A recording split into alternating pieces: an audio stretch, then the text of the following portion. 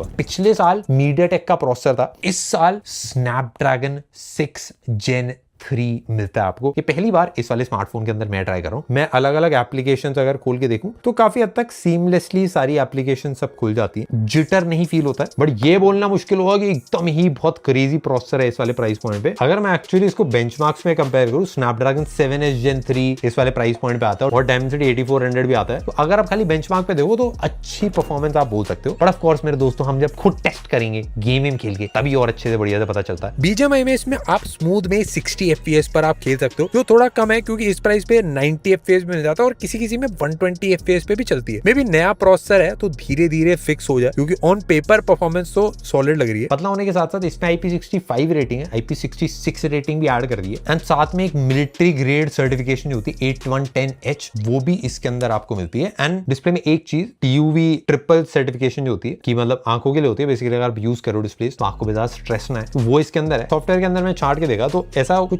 AI वाले अलग से फीचर्स नहीं ऐड कर रखे, बट आपको गूगल का सर्वर टू सर्च मिल जाता है एंड गूगल का जेमिनाई भी इसके अंदर ऐड कर रखा है। जो दूसरा सबसे बड़ा अपग्रेड है वो कैमरे में करा है। 108 मेगापिक्सल एक प्राइमरी सेंसर दे रखा है, प्लस 8 मेगापिक्सल अल्ट्रा वाइड मिलता है। इससे मैंने बहुत सारी फोटोज खींची एंड ये कुछ नेचर वाली फोटोज हैं बैंगलोर के अंदर, एंड ये कुछ अभी मैंने फोटोज ली हैं। इसमें एक चीज मैंने नोटिस करी, अगर लाइटिंग बढ़िया है तो अच्छी क्रिस्प फोटो ये निकाल के देता है। अगर आप प्राइमरी वाले सेंसर से फोटोज ले रहे हो, इसमें डिटेल्स आप नोटिस करो तो पत्तियों पे दिख रही है। ये कुछ फोटोज हैं जिसमें आसमान है, क्लाउड्स अच्छे से दिख रहे हैं, क्योंकि वाइड वाला एक्चुअली 8 मेगापिक्सल का सेंसर है। एंड ये कुछ फोटोज हैं जो हमने अल्ट्रा वाइड वाले सेंसर से ली थी। इंस्टेंट फर्क फील होता है डिटेल्स के अंदर। कलर्स एक्चुअली बहुत डिफरेंट सेंसर है, बट स्टिल इसने मेंटेन कर रखे हैं, मतलब इतना ज्यादा फर्क नहीं है, वो मेरे को अच्छा लगा। एंड आपको जो सेल्फी कैमरा है वो 20 मेगापिक्सल का है, और ये कुछ मैंने सेल्फीज ली, इंडोर्स भी है, कुछ आउटडोर्स भी है।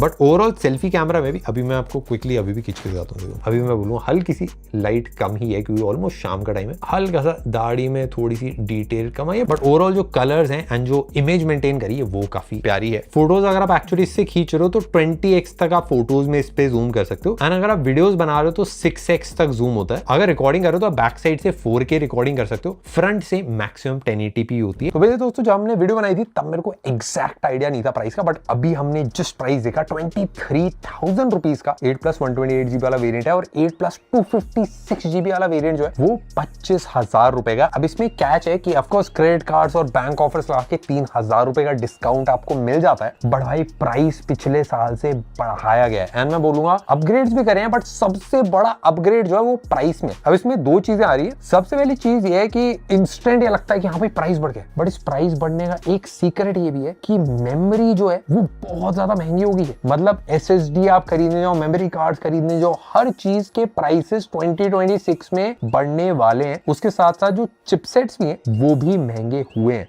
इवन सैमसंग की एक सिस्टर कंपनी है, मतलब बेटी कंपनी, उस सैमसंग को ही मेमोरी महंगी बेच रही है। एक चीज ये भी हो सकती है कि भाई इस साल ऑलमोस्ट जितने फोन्स आने वाले उन सब के ही प्राइसेस बढ़ाए जाएं, क्योंकि अभी रिसेंटली जो लास्ट के एक महीने में भी OnePlus भी लॉन्च हुआ था, उसका भी प्राइस थोड़ा सा एलिवेटेड लगाता है। और भी जितने फोन्स आने वाले हैं उसकी प्रेडिक्शंस जो है उनकी सबके प्राइस बढ़ ही रहे हैं। सबका मैं बोलूंगा 20% प्राइस के अराउंड इंक्रीज होता हुआ दिख रहा है मुझे। बट अगर आप एज अ कस्टमर अभी खरीदने जा रहे हो तो मतलब 3-4 महीने पुराना फोन अगर आप लेते हो तो और ज्यादा बेटर वैल्यू मिल रही है। बट हाँ भाई, अभी थोड़ा सा कश्मकश थी, अभी और जितने फोन आएंगे उनसे भी आइडिया लगेगा। बट अभी ये 20,000 के अराउंड अगर आपको मिलता है क्रेडिट कार्ड में तो एक गुड परचेज होगी। 23,000 या 25,000 में अगर आप खरीद रहे हो तो एक एवरेज परचेज है। 2026 के स्टैंडर्ड अब क्या होंगे अब पता चलेगा इस साल में। बट हाँ भाई, आई होप भाई थोड़े प्राइसेस सस्ते हो, कुछ अलग सा मामला सेट हो। बट इसके ऊपर एक फुल वीडियो अगर आप चाहो कि भाई क्या हुआ है मार्केट में, प्राइसेस कैसे उछल रहे हैं आजकल, उस पर फुल वीडियो बना सकते हैं।